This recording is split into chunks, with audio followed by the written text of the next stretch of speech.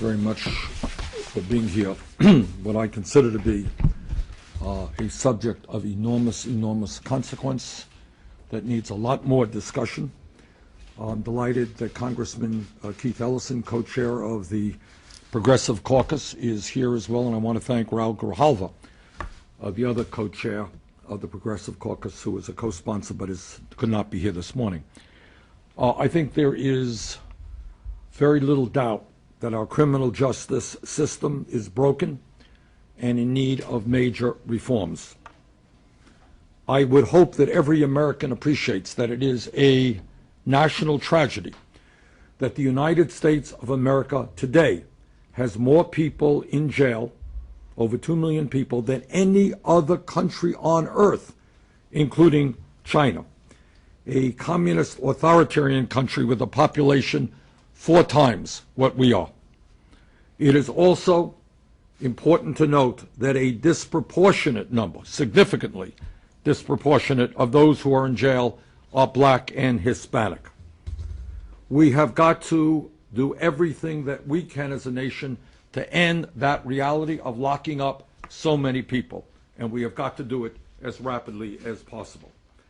The number of people who have been incarcerated in our country has quadrupled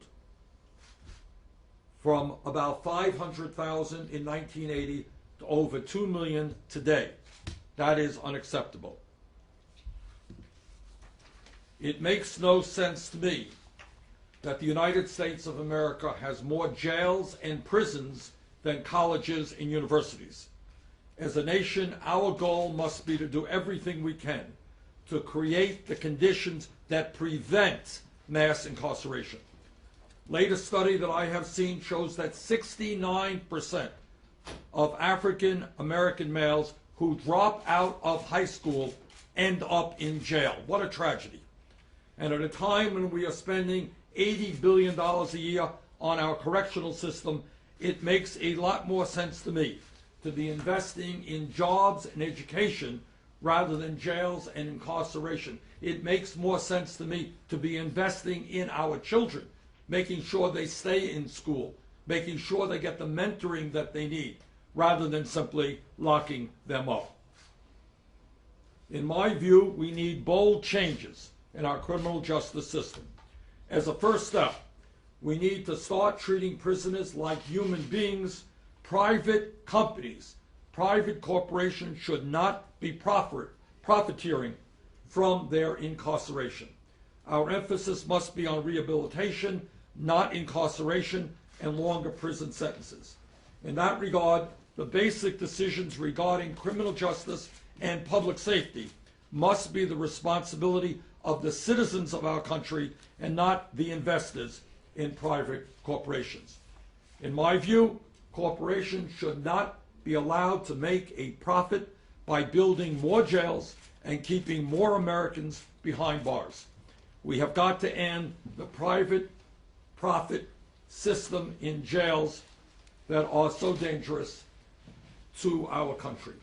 It is unacceptable that companies like Corrections Corporation of America and the GEO Group are spending tens of millions of dollars lobbying members of Congress and state legislatures all over this country to keep more Americans behind bars for longer and longer sentences.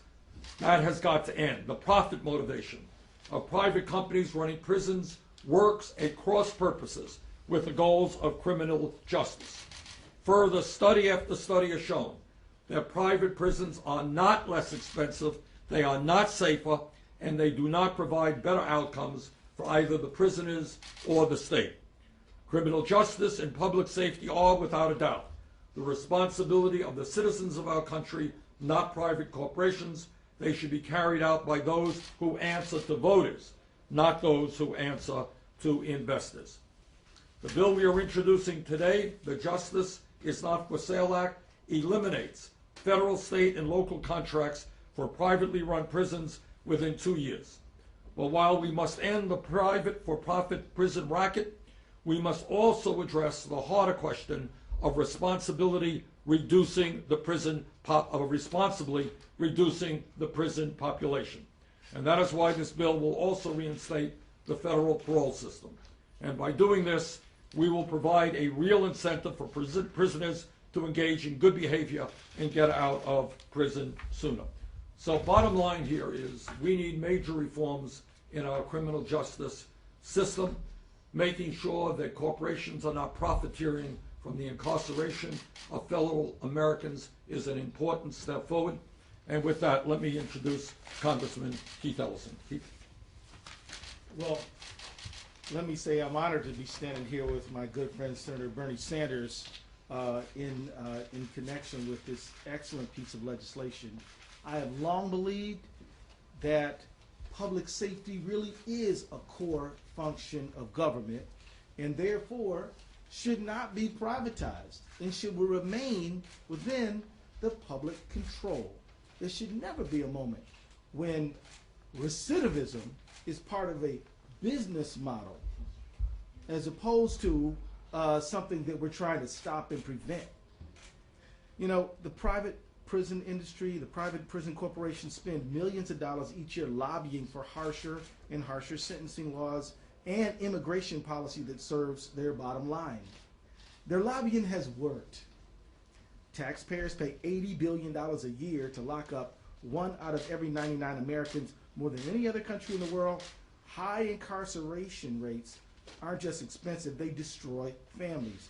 2.7 million children in the United States have a parent in jail. What does that mean? That means a breadwinner is not there for that child. In the case of black children, they're nearly 8 times more likely than white children to have a parent in jail.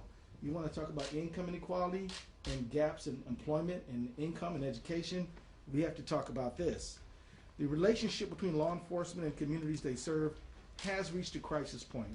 We must restore trust.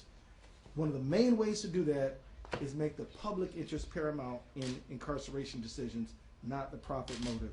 It's time to tell CEOs of the prison industrial complex that prisoners are not meal tickets. Incarceration should be about rehabilitation and public safety, not profit. And our bedrock principles of liberty and justice demand reforms in this bill. And let me just say, you know, look, our country is dedicated to the idea of liberty. That is a principle upon which the American experiment is based. And if you take liberty away from a person, it ought to be for a good reason, and it ought to be for one reason only: justice, public safety. Justice, and to combine with public safety. It should never be because it is profitable to do so. So with that, this is an excellent piece of legislation, and I look forward to restoring incarceration, which is depriving Americans of their liberty, sometimes for good reason, but to restoring the motive being justice and public safety, not profitability. Thank you. Thanks, sir. Yeah. I have a quick question for both of you, if I may. First of all, Senator Sanders, why are you focusing on this particularly rather than, say, sentencing reform, where there seems to be more bipartisan support in Congress? I personally will be focusing on comprehensive criminal justice reform. This is one important part, and I think we can bring a number of people together around this issue. But you're right, this is a much broader issue. In this bill, by the way, is the restoration of the federal parole system, which does deal with your question. Right now, as I understand it, prisoners are ending up serving about 85% of the time that they were sentenced to. That's a pretty high number.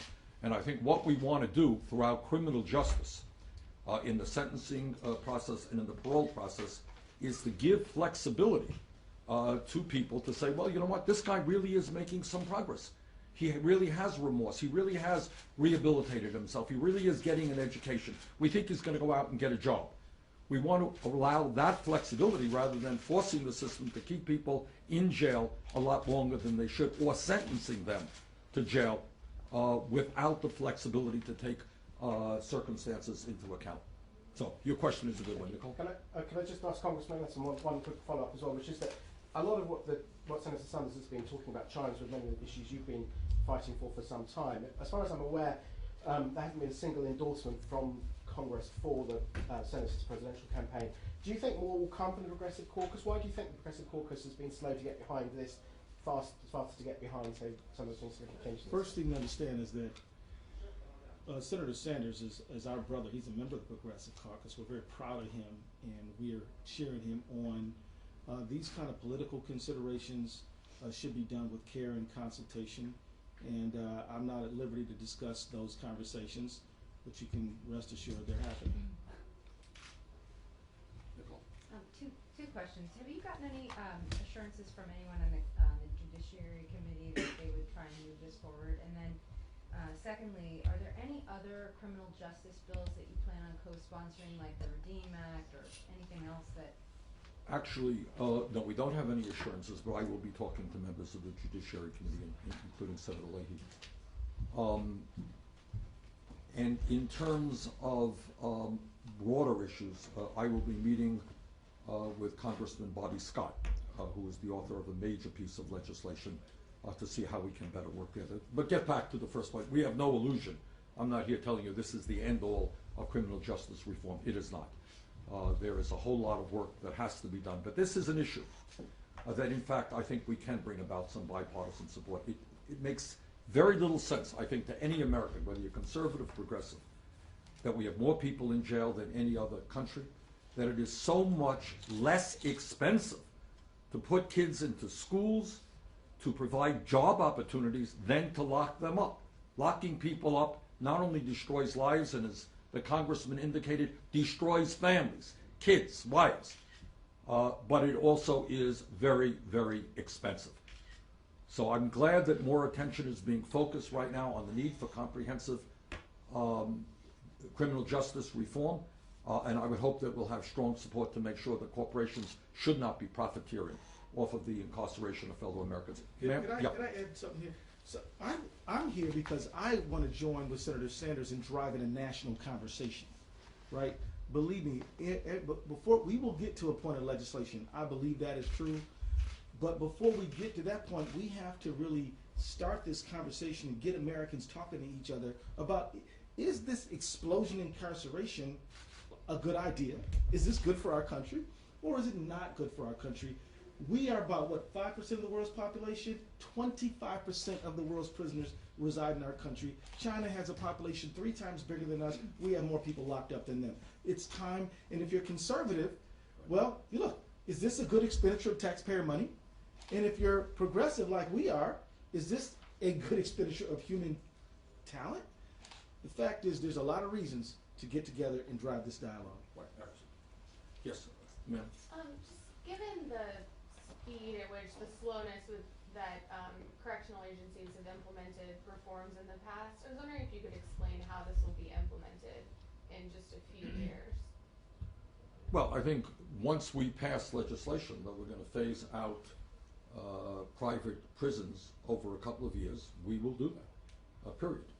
I think, as Congressman Ellison just indicated, there is growing concern in this country about a very, very broken criminal justice system. Broken. No one can deny it. We have got to get to the causes of why so many people are ending up in jail. We've got to get to the causes of why the rate of recidivism is so high. Clearly, when people leave jail without any education, without a job, without decent housing, you know what's going to happen to them? They go back to the environment that got them into jail in the first place. So there's a lot of work to be done. But I think we need a national debate, and as the congressman indicated, I think sensible conservatives will join us on this. All right? Sir. Senator Hillary Clinton has also given a big speech on tackling this issue. Where do you agree with her and where do you disagree with her? Honestly, don't know exactly where she's coming from, but I'm glad she is talking about this issue. And I think you're going to find a lot of people, some very conservative people are talking about this issue for the point that Congressman Ellison made. We're spending $80 billion a year locking people up. Who thinks that makes sense? Who thinks that makes more sense than investing in children and in education and in jobs? I think we can bring together broad consensus. I'm glad Secretary Clinton is talking about it. I'm glad conservatives are talking about it. We certainly are going to talk about this issue, and we are going to change a broken criminal justice system. Sir. And just on another subject, is that okay if I move on to another subject?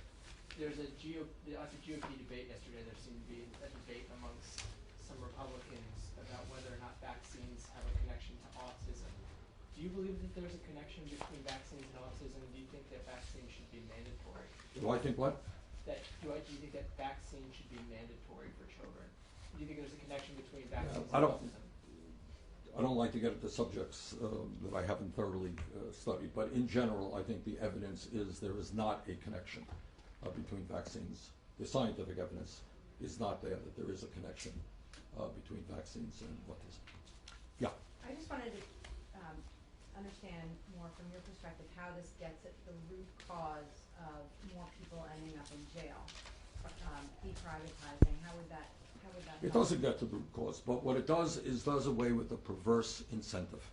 In other words, if you make money by having more people in jail, if you make money by having longer sentences for people, if you make, in a sense, money, believe it or not, if people fail when they're released and have to come back, you know, your incentive is not to do the right thing. And the right thing to do as a nation is to do everything that we can to make sure that people do not end up in jail, and to do everything that we can to make certain that when they are in jail, they get out of jail and don't return. Those goals are in contrast to people making profits off of the locking up of prisoners. Okay, thank you all very much.